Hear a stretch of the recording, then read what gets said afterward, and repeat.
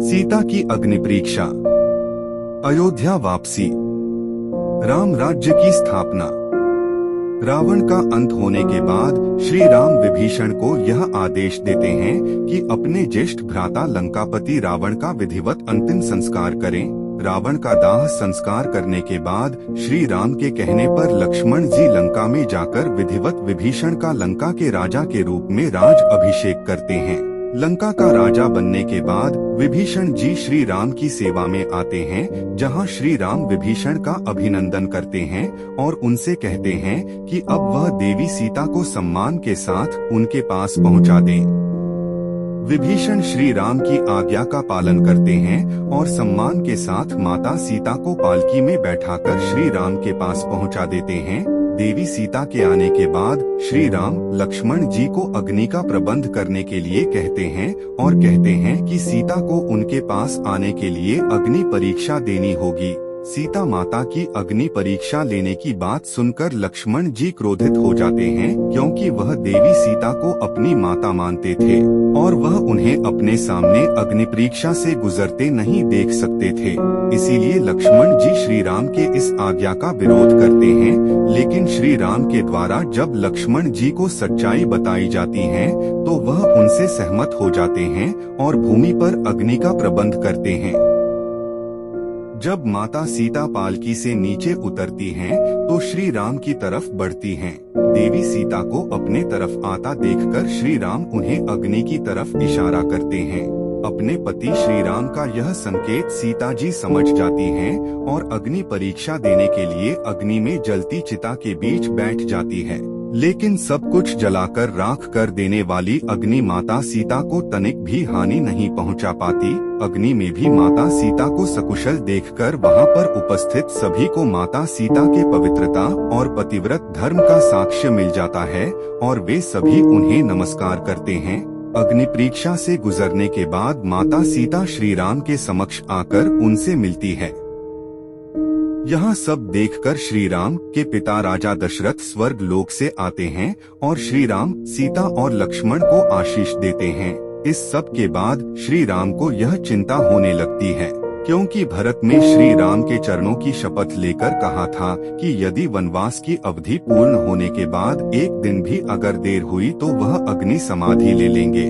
और उनके 14 वर्ष के वनवास की अवधि समाप्त होने में कुछ ही दिन शेष थे। अपनी चिंता का कारण श्री राम ने जब विभीषण जी को बताया तो विभीषण जी ने उन्हें इसका समाधान देते हुए रावण के पुष्पक विमान का जिक्र किया। तब विभीषण ने बताया कि रावण का पुष्पक विमान जो उसने स्वयं कुबेर से छीना था और यह विमान बहुत तीव्र गति से चल सकता है और इच्छा अनुसार अपना आकार बढ़ाया घटा सकता है। इसलिए इस पुष्पक विमान में बैठकर आपके संग हम सभी अयोध्या चलेंगे। तब श्री राम लक्ष्मण माता सीता के साथ साथ विभीषण, सुग्रीव, हनुमान, जामवंत, अंगद, नल, नील आदि सभी पुष्पक विमान में बैठकर अयोध्या की तरफ चल पड़ते हैं। आते हुए वे रास्ते में अपने मित्र निषादराज से मिलते हैं तथा माता सीता गंगा नदी पर उतारकर गंगा नदी की पूजा करती हैं।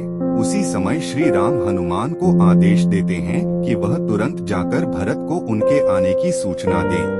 हनुमान जी अपने तीव्र वेग से उड़ते हुए अयोध्या जा पहुंचते हैं और भारत को श्री राम के आगमन की सूचना देते हैं कि श्री राम जल्द ही अयोध्या में प्रवेश करेंगे।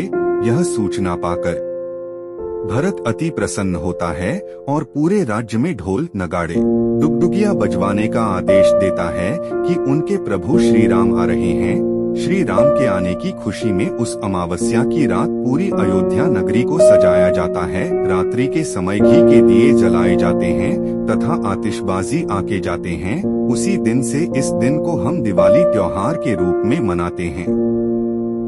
अगले ही दिन शुरू होने के बाद श्री राम पुष्पक विमान में आते हैं और अपने सभी परिवार जन से भेंट करते हैं। कुछ ही समय बाद विधिवत श्री राम अयोध्या के राजा के रूप में स्वीकार करके उनका राज्याभिषेक किया जाता है और उनके राज्य में समस्त प्रजा श्री राम जैसा धीर, वीर, गंभीर और मर्यादा पुरुषोत्तम राजा पाकर धन्य होती है और अयोध्या में राम राज्य की स्थापना हो जाती है। संपूर्ण रामायण का निष्कर्ष वास्तव में रामायण हमारे जीवन मूल्यों का आधार है, जिसके आदर्शों पर एक मनुष्य को चलना चाहिए। इसमें श्री राम के जीवन कथा को दर्शाया गया है, जिसमें वह अपने कर्म के बंधनों में बंधकर कैसे दुख उठाते हुए भी धर्म के मार्ग पर चलते हैं, जिसमें अंत में उनकी विजय होती है। कोई भी मनुष्य दानव कितना भी अधिक शक्ति प्राप्त कर ले या कितने भी वरदान प्राप्त कर ले, यदि वह बुराई पर चलता है और अधर्म का मार्ग चुनता है, तो भगवान स्वयं आकर उसके अहंकार का अंत करते हैं। यही रामायण में भी विदित है कि तीनों लोकों का अधिपति होते हुए भी रावण का वध एक मनुष्य के द्वारा होता है। रामायण हमें यह शिक्षा देती है कि यदि पिता हो तो दशरथ जैसा, जिसने अपने पुत्र मोह में प्राण त्याग दिए थे। पुत्र हो तो श्री राम जैसा, जिसने अपने पिता के वचनों का मान रखने के लिए हंसते हुए 14 वर्ष का वनवास स्वीकार किया। भाई हो तो लक्ष्मण जैसा, जिन्होंने 14 वर्ष तक अपने बड़े भाई राम की निश्चल सेवा की तथा उनके हर कार्य में और दुखों में उनकी सहायता की। पत्नी हो तो माता सीता जैसी, जिन्हों में एक राजा की पुत्री होते हुए तथा एक राजा की पत्नी होते हुए भी साधारण मानव की तरह वनवास के दुख भोगने पड़े। उसके पश्चात भी जिन्होंने अपने पतिव्रत धर्म को सर्वोपरि रखते हुए एक नारी की मर्यादा को सार्थक किया। मित्र हो तो सुग्रीव जैसा, जिसने अपने वानर होते हुए भी मित्र के लिए किष्किंधा से लंका तक और रावण के अंत तक श्री राम का हृदय से साथ दिया। भक्त हो तो हनुमान जैसा, जिन्होंने श्री राम की भक्ति को सर्वोपरि रखा। स्वयं भगवान शिव का रुद्र अवतार होने के बावजूद भी उन्होंने खुद को तुच्छ बताया और हमेशा श्री राम का गुणगान किया। इसमें यह दिखाया गया है कि स्वयं भगवान को भी एक वनवास के रूप में कष्ट भोगने पड़े थे, क्योंकि यह सभी मनुष्य के कर्मों का परिणाम होता है जो उन्हें भोगने ही पड़ते हैं। सर्वशक्तिमान होते हुए भी भगवान विष्णु ने मनुष्य के रूप में जन्म लेकर अहंकारी और अत्याचारी असुर रावण का वध किया, जिसमें सर्व समर्थ होते हुए भी उन्होंने वानर और भालू की सेना की सहायता ली। इससे यह भी शिक्षा मिलती है कि चाहे कोई कितने भी ऊंचे पद पर हो या कितना भी शक्तिशाली क्यों ना हो, उसे अपने से छोटे और तुच्छ प्राणियों को भी अपने साथ मिलाकर चलना चाहिए, तो उसकी विजय निश्चित होती है।